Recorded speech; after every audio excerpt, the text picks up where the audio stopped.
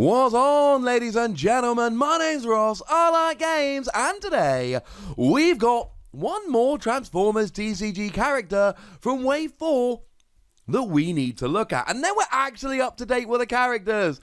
It won't last. But for today, we've got Private Sidetrack, and if I remember correctly, this was revealed by the lovely folks over at Vector Sigma. Good people, good content, you should definitely be checking them out.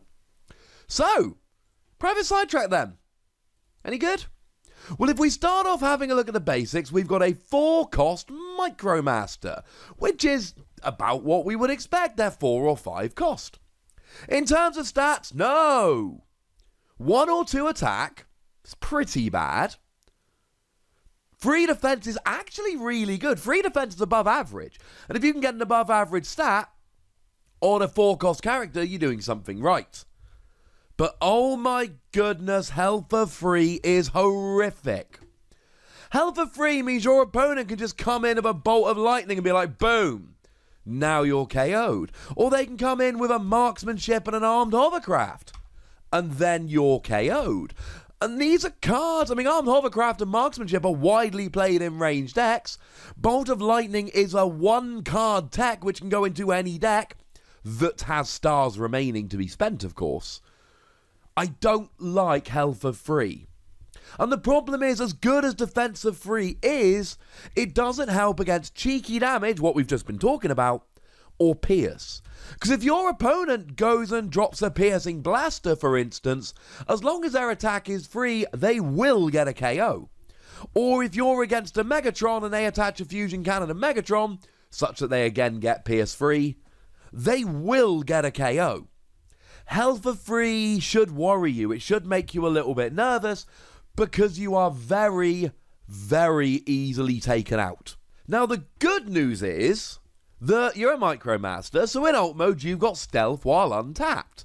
So at the beginning of the game, your opponent doesn't really have an option to take you out. Unless, of course, you're just playing Micromasters and all of your characters have stealth while untapped. Because if all of your characters have stealth, none of them have stealth.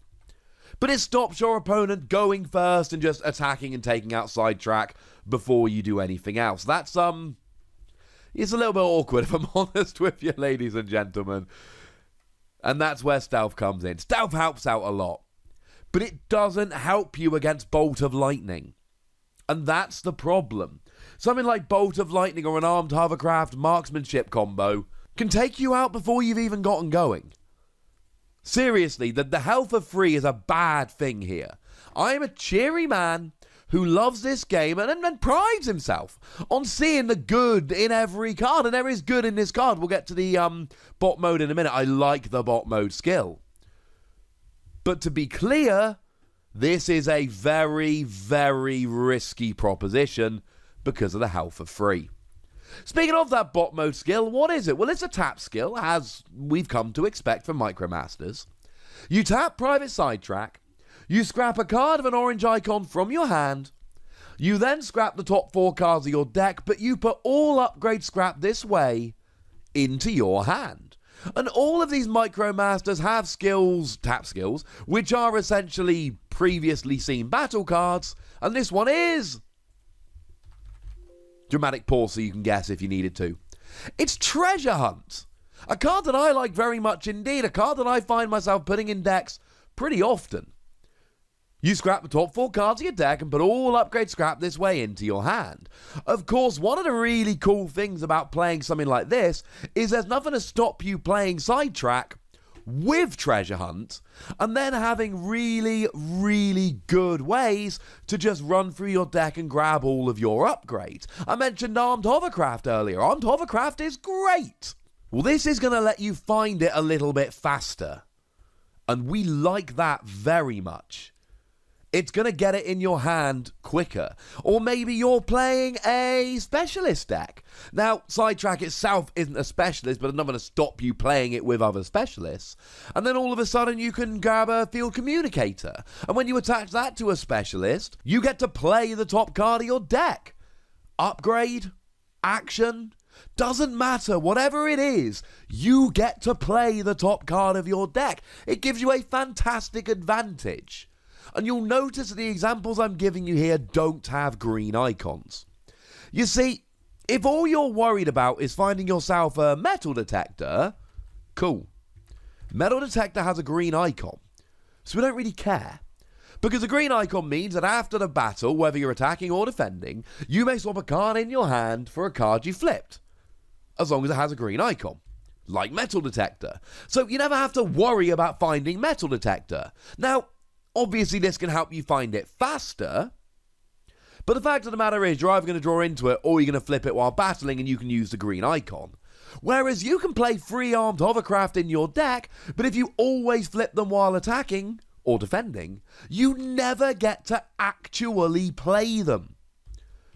Well, this helps you out massively. And obviously there are certain characters that are going to want to find these upgrades, need to find them faster than others. I mean, one of my absolute favourites, Astro Train. I adore Astro Train. Astro Train is one of the most exciting characters that, as far as I'm concerned, that we've had revealed so far from Wave 4 of the Transformers trading card game. Captain Astro Train gets advantages the more upgrades you have attached. And it really culminates, if you're in bot mode and you've got 3 upgrades attached, you get +3 attack and +3 defense. That's amazing. Once you've got all the upgrades on. So, of course, it's pretty important to get the upgrades. This is going to help very much indeed. How about one of the characters I was lucky enough to be able to reveal, the Megatron from Wave 2, Arrogant Ruler. In alt mode, when you flip to it, you may play an upgrade, so you need an upgrade in hand to do so.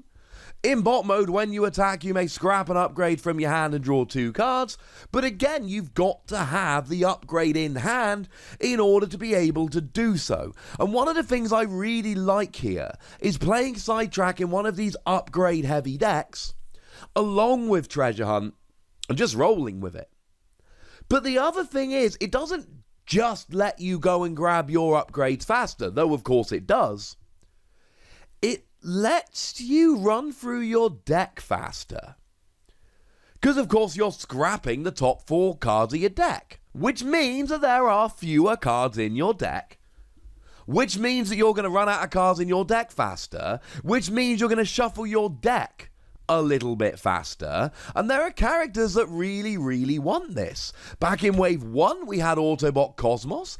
In bot mode, when you reshuffle your deck while attacking, you KO the defender if it has 12 stars or fewer. What I love about this is that you can use or not use Sidetrack's tap skill depending on how many cards you got left in your deck. If you've got 6 cards left in deck, use the tap skill. But if you've got, say, 8 cards left in deck, then wait till next turn, when you're going to be able to manipulate it a bit more. Or we've got Nemesis Prime. When you reshuffle your scrap pile into your deck, you put the bottom card of your deck under it, and you get +3 for each card under him. Doesn't matter when you reshuffle your deck there, incidentally. Just in Wave 4, one of the cards we've had revealed so far is Private Hot Rod. In alt mode, when you reshuffle your deck, if you don't have a battle card under it, you put the bottom card of your deck under him.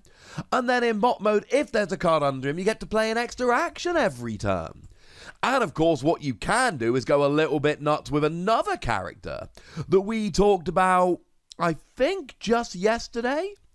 Private Fix-It. Private Fix-It has a bot mode skill where you scrap a white icon card from your hand. Again, it's a tap skill.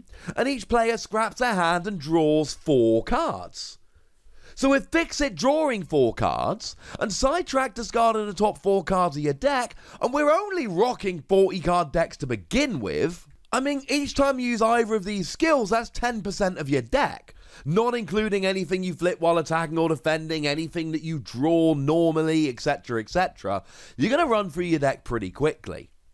And that's where I see Private Sidetrack coming in. That's what I like about Private Sidetrack. Now, I'm not going to labour the point in this video because I think we covered it quite nicely yesterday. But yesterday we did have a look at Captain Impactor, and I talked about the fact that we can now make a 5-wide Autobot tank deck. In that 5-wide Autobot tank deck, you need Private Sidetrack.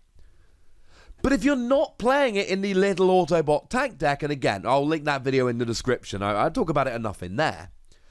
If you just want to play Sidetrack on its own, it fits really nicely into one of these decks that either relies on upgrades or wants to run through their deck really fast. In either of those style of decks, this is really good. And of course, as a tank, you do get access to Hunker Down. Of course, my favourite thing about Hunker Down is flipping your tank into alt mode, and then you get to attach an armour from your discard pile, your scrap pile, to it, and getting a force field. Problem is, force field limits you to taking 4 damage, and 4 damage will KO this, which is kind of upsetting.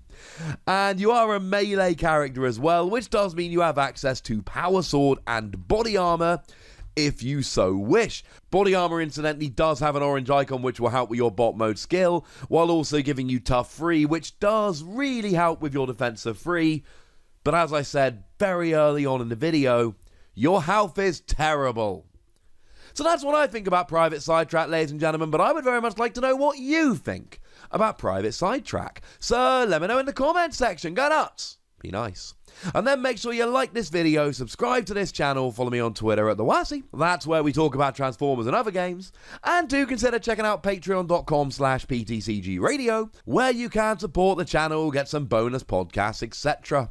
But by far the most important thing, as always, look after yourselves till next time. Thank you very much for watching. My name's Ross, and you've been watching Wossy Plays.